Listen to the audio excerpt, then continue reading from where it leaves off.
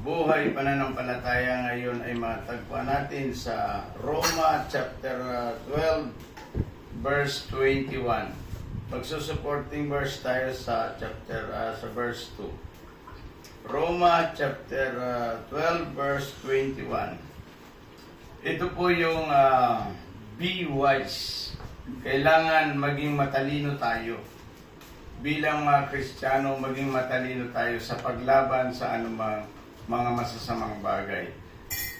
Malapit na kasing dumating ang Panginoon, kaya ingatan natin ang ating mga buhay bilang Kristiyano. Sabi niya dito sa Roma chapter 12 verse 21, according to book of Romans chapter 12 verse 21 ay ganito po ang kanyang sinasabi sa wikang Ingles. Do not be overcome by evil, but overcome evil with good. Ito po yung sinasabi, huwag kang papadaig sa masama, kundi daigin mo ng mabuti ang masama. Ito po yung requirement na ipinapagawa sa atin ng Diyos sapagkat malapit nang dumating ang Panginoon. Marami ngayon dito sa ibabaw ng mundo ang talagang nananatili sa tinatawag nating makamundong mga bagay. Pati ang mga Kristiyano ngayon ay halos madala ito. Kaya maliwanag na sinasabi dito, huwag kang papadaig sa masama, kundi bagkus, daigin mo ng mabuti ang masama. Kasi dito sa verse 2 ng chapter 12 nitong Romans, ay sabi niya, do not conform anything longer pattern or this word, but be transformed by the renewing of your mind. Then you will be able to teach and approve that God's will be His good, pleasing, and perfect. Ibig sabihin dito, do not conform any longer pattern of this world. Itong mga bagay na ito, para mapagtagumpayan natin yung mga masasamang bagay, huwag natin isangkot. Mag-iba na tayo ng takbo. Itong takbo ng mundong ito, mag-iba na tayo. Sa maliwanag dito, sabi niya dito, but be transformed by the renewing of your mind. Mag-iba na tayo ng pag-iisip. Magbago ng pag-iisip para mapatunayan natin kung ano talaga ang kalooban ng Panginoon. And then you will be able to teach and approve that God's will be His good, pleasing, and perfect will. Ito yung gusto ng Diyos sa atin, na magbago tayo ng pag-iisip para mapatunayan natin kung ano ba talaga ang kalooban ng Diyos sa ating buhay. Kaya sinabi niya dito sa verse 21, don't be overcome the evil, but overcome evil with good. Yung mga masasamang bagay, kailangan mapagtagumpayan natin yun. Kasi kapag hindi natin napagtagumpayan ng masasamang bagay, tayo po ay mapapahama. Ano man ang ating ginagawa, sabi dito, but be transformed by the renewing of your mind. Ito yung susi na kailangan ang ating pag-iisip ay mabago.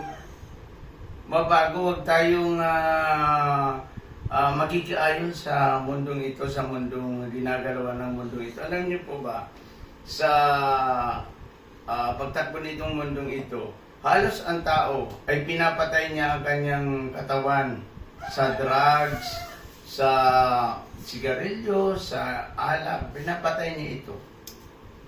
Kaya deep inside, pagtakbo ng paggulong ng mga araw, makikita mo siya nasa ospital. Malungkot na buhay ito. Sabi dito, si Moises, umidad siya ng 120 siya namatay, pero hindi lumabo ang kanyang mga mata at ang kanyang tulay hindi nanghina.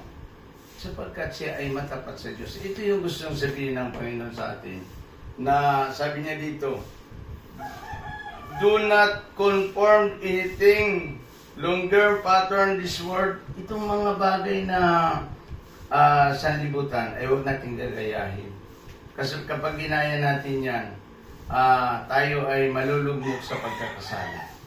Sabi niya dito, but be transformed by renewing of your mind. Magpalit ng pag-iisip. Pag-iisip ng mga bagay na kay Kristo nakatuon. Yun ang dapat natin.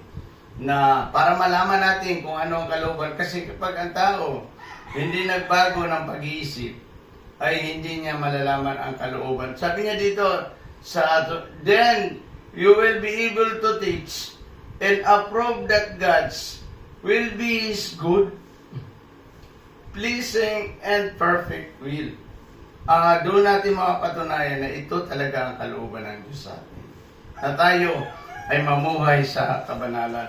Kaya sabi dito, do not be overcome by evil, but overcome evil with good.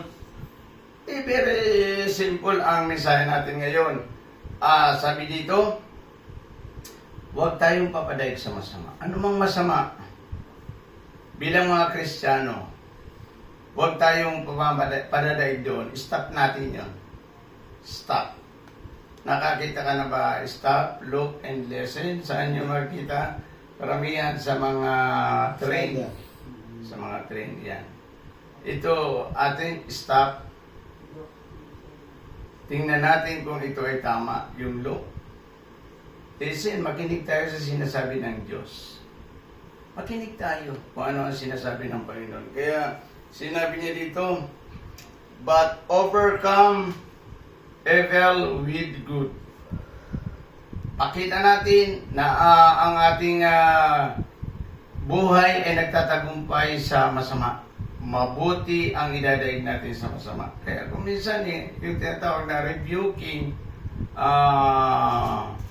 for the power of God to Jesus Christ, yung pagsasansala mo sa masama sa pamamagitan ng pangalan ng ating Panginoong Jesucristo.